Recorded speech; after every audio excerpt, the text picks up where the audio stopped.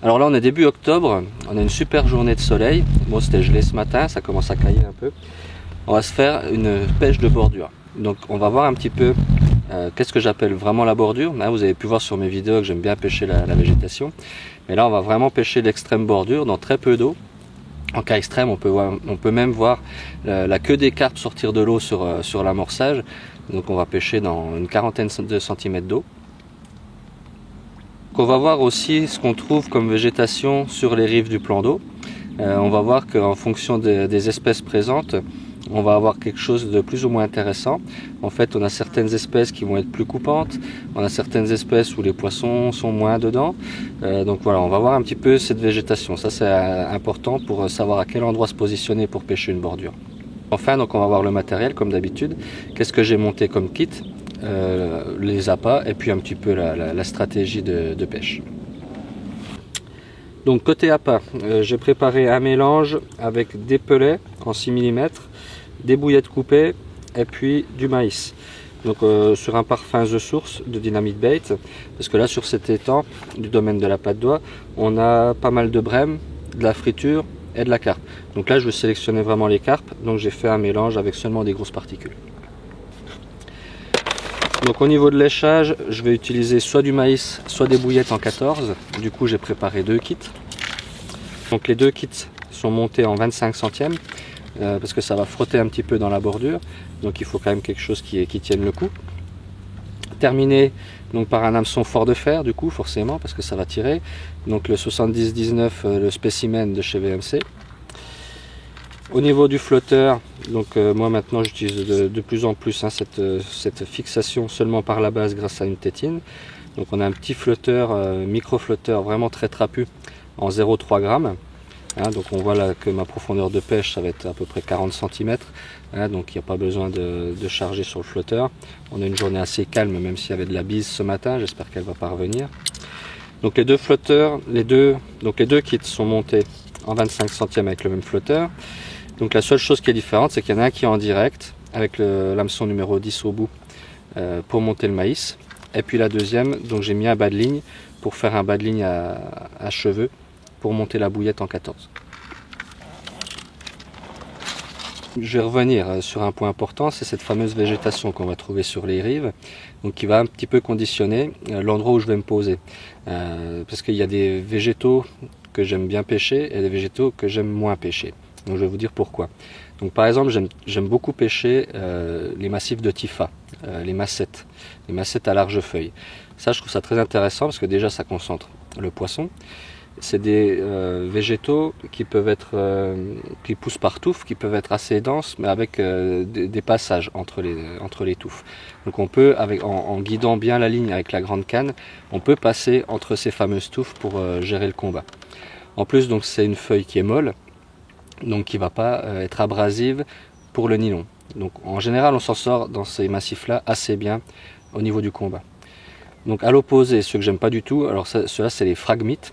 Donc c'est des très grands roseaux, ça peut mesurer 3-4 mètres de haut, on les reconnaît assez bien. Et ceux-ci, donc ils sont très rigides et très coupants, hyper abrasifs pour le nylon. Donc ceux-là, vraiment je les fuis autant que je peux. Voilà, si je peux éviter de pêcher ce type de massif, ça j'évite. Voilà, donc l'idée c'est ça, c'est s'il y a un étang où il y a un massif de Tifa, là, de massette, alors je vais le privilégier. Même si c'est un tout petit massif avec quelques pieds, j'aime vraiment pêcher ce type de massif. Un autre point important au niveau matériel quand on pêche ce genre de poste très encombré, c'est de pouvoir aller chercher les poissons s'il y a accrochage et éventuellement aller défaire la ligne des roseaux. Donc là je mets toujours une paire de waders pour pouvoir aller dans l'eau facilement sans mouiller. Voilà, donc là on va faire l'amorçage. Donc je vais faire un amorçage à la coupelle. Là pour le coup c'est vraiment très important parce qu'on pêche dans 30-40 cm d'eau et les poissons peuvent être assez méfiants là, dans ce cas là. Donc là il faut éviter au maximum de faire du bruit. Donc là voilà, petit amorçage à la coupelle, le petit mélange que je vous ai montré tout à l'heure et on va pêcher là-dessus pour voir s'il y a des poissons.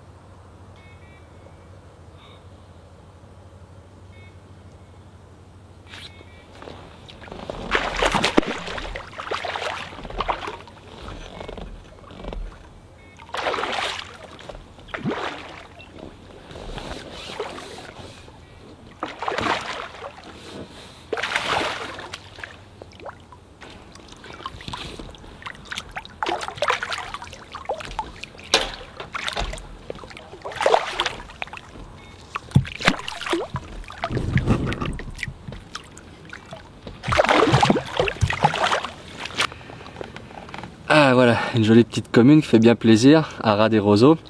Donc on a bien vu les poissons arriver, hein. On le voit, on a bien vu le mouvement sur le coup, on a vu des mouvements d'eau, on a vu des branches bouger, on a vu des roseaux bouger. Je trouve que c'est ça qui est intéressant dans cette pêche d'extrême bordure. Quand on pêche vraiment dans peu d'eau, c'est qu'on peut vraiment voir le poisson avant de le prendre. Ça c'est rigolo. Ok, allez, sans transition, je reprends la repartie de pêche. Et hier j'étais obligé d'arrêter, là la bise est revenue et j'avais la canne qui partait dans tous les sens, j'arrivais pas à la tenir. Enfin c'était vraiment la cata, il n'y avait pas les poissons. Donc j'ai préféré arrêter et je reprends aujourd'hui là pour une deuxième partie de pêche en bordure. Allez, c'est parti.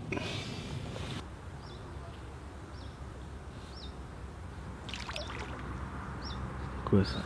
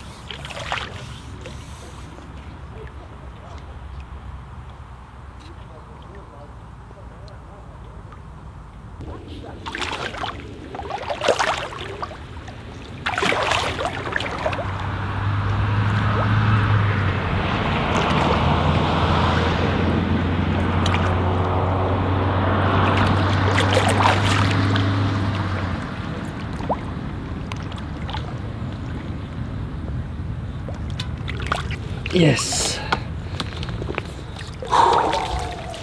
Wow. Bon là j'ai mis un sacré morceau dans l'épuisette. Un de ces combats de fou là, je suis content d'avoir pris les waders, sinon j'aurais jamais pu la suivre celle-là. Vraiment un très beau poisson là, pris en bordure.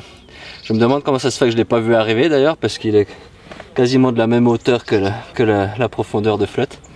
Enfin vraiment un combat de dingue. Là je me suis bien éclaté cet après-midi, donc je finis sur un gros combat. Allez, je vous montre ce joli poisson.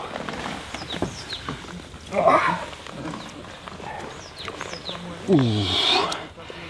Voilà, ça c'est du sauvage, ça c'est du nerveux. Ouah, ce combat qu'elle m'a fait là, énorme. La bombe atomique, là ça éclate. Ah la vache, super sensation. Ça en bordure là, vraiment de la bombe. Allez, je la remets à l'eau. Voilà, vache.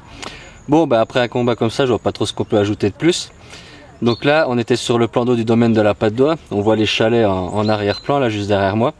Donc ça, c'est vraiment une pêche qu'on peut pratiquer ici, hein. Les étangs sont peu profonds, on a des belles carpes comme ça, des beaux poissons sauvages qu'on vient chercher dans les bordures. Là, ça m'éclate. Là, quand on voit les remous, on voit des fois la queue qui dépasse juste de l'eau, on voit les branches bouger juste à côté du flotteur. On voit vraiment que la carpe elle est sur le coup et d'un coup ça plonge et c'est parti. Et là des combats comme celui que je viens de vivre, je peux vous garantir que c'est des sensations vraiment extraordinaires. Allez, la carpe elle est bien repartie à l'eau. Et moi, comme d'habitude, je vous dis à la prochaine.